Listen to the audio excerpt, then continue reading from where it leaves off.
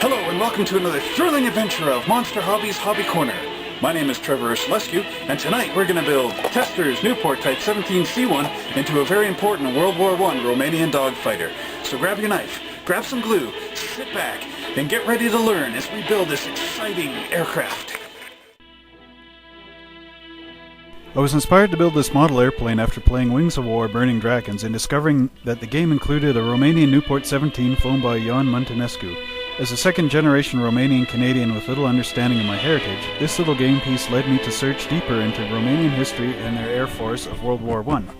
In the middle of the First World War, Russian victories in Galicia, Allied promises of territory, and fear of Germany finally convinced Romania to join the war on the side of Britain, Russia, France, and Italy. On August 27, 1916, Romania declared war on Austro-Hungary. During World War I, Romania acquired 322 aircraft from France and Great Britain, including Nieuport fighters. On September 16, 1916, a Romanian Farman 40 shot down a Luftwaffe aircraft near Slobozia. This was the first victory in the history of the Romanian Air Force.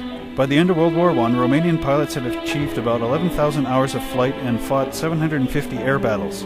Ioan Muntenescu engaged in a fight against 3 German airplanes, shooting down 2 Fokker machines. He's the first pilot to get 2 victories in the same mission. Muntenescu died in combat on November 25, 1917, and was decorated post-mortem with the Romanian Medal for Military Virtue. He was only 23 years old.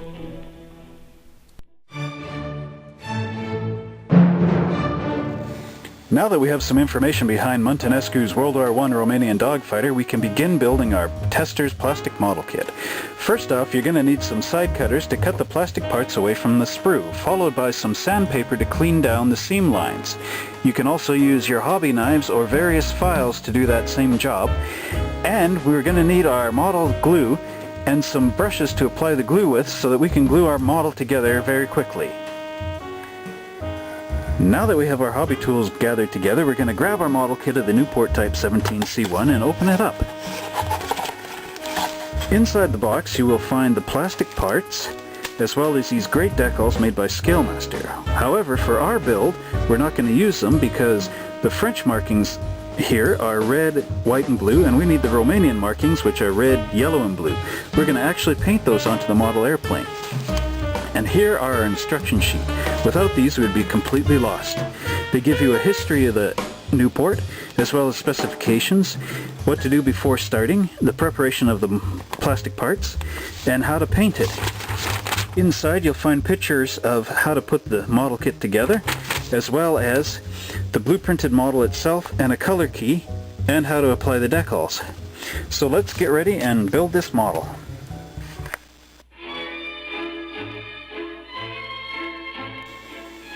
Now we're ready to begin this build by opening our bag of model kit parts. You'll need your knife to cut this piece of tape off.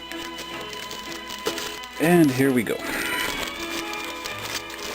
There's one thing I really like about this model kit. First off, remember how I said we had to paint the French decals on? Or the Romanian roundels? Well, here's the nice part. I don't know if you can see it, but they've actually got imprinted in the plastic wing the roundel. They've got it textured here and smooth there and textured there. So this is easy when we use Testor's colors because we can just go red, yellow, blue. So on this wing you'll also find the Hawk insignia because this Testor's model kit used to be built by Hawk, which was a company that Testor's bought out. So what we will do is first clip off this pilot and grab our file here and just file that off. Remember, these files here work on the push stroke, so that means you want to push in for the pressure to remove this. So here we're cross sanding. You sand this way and then follow it this way.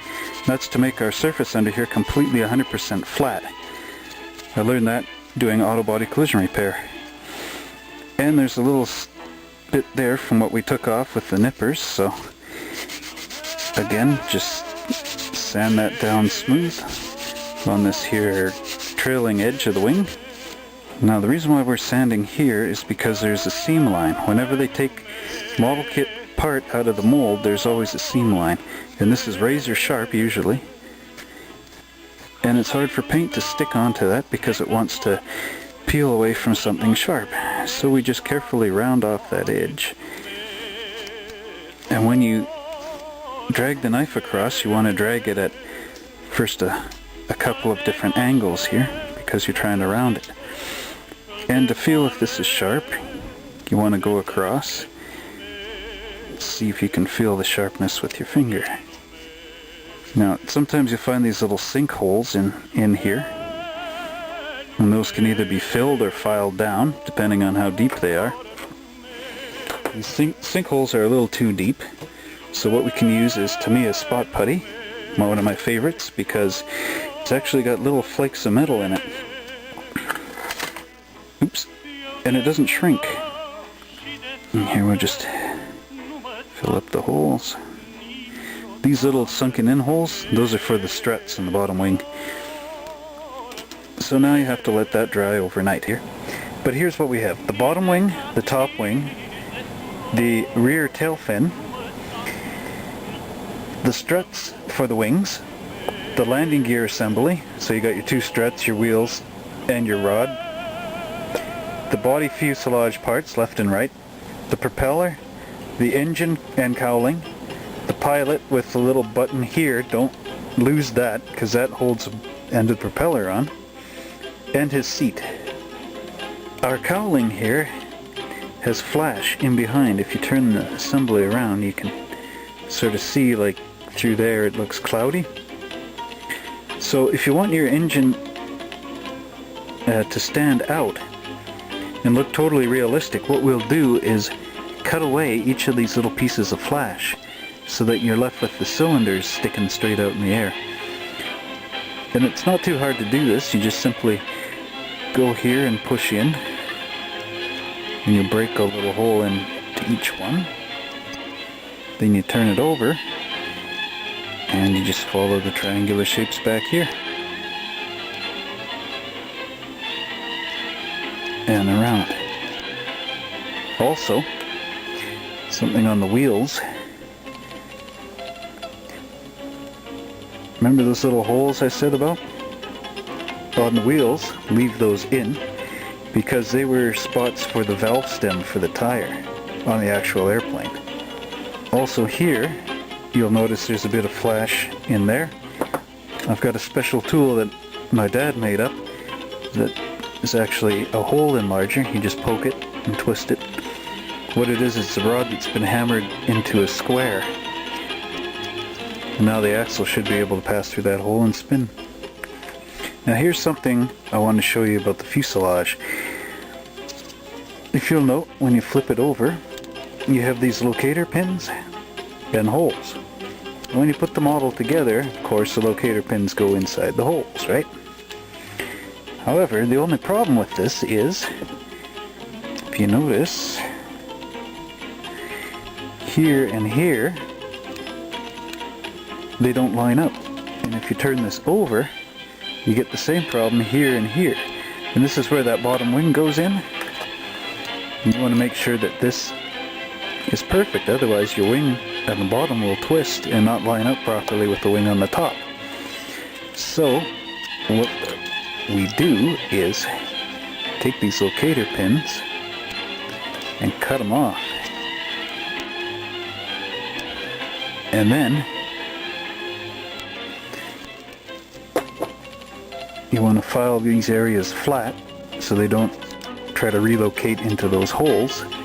And now you have two sides which you can maneuver properly and get them to line up. You can get that to line up perfectly. And you've only gone out just a little tiny bit, and in spots where it is out, you can always clean it up with the file.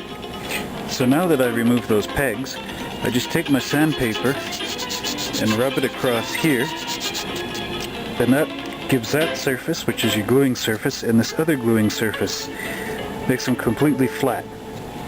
Now, I'm not going to worry about these buttons from when we cut it off the parts tree, because when I glue this together, you can file the whole thing all the way across as one piece, whereas if you file it this way, there's a tendency to dig one under the other, and then you're having to use a lot of filler and whatever to get that straight.